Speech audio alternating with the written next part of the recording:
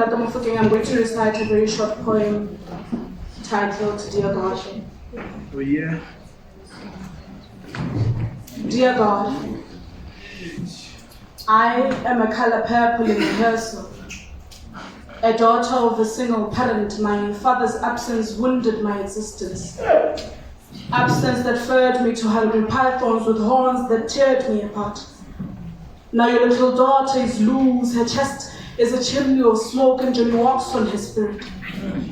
Conversations with mother intense. It's just a whole bunch of nonsense because she mothered me only when I was 15.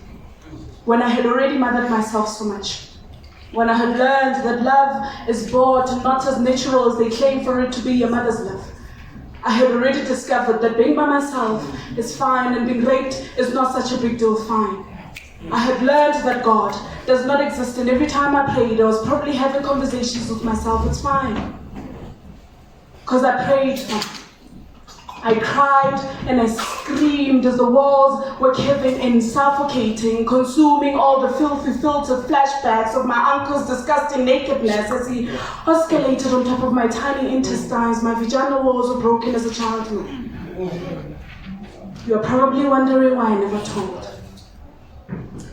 But the woman that you had hired to play mother when you were too busy to mother your own child, she did not have time for motherless kids who woke up crying in the middle of the night, not knowing what was wrong with them. So a little girl died that night because she was already born with the coffin hanging by her hip, ready for death. And no one attended her funeral.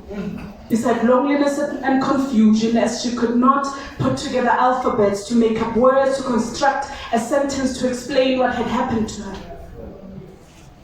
I visit her grave sometimes.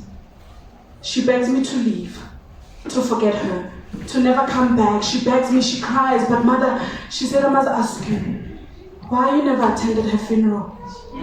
So you see, when we sit on top of tables when kingdom comes, and my uncle extends his hands to touch mine in prayer like nothing ever happened, the little girl that died arises, mother. And she said, I must ask you, why you never attended her funeral?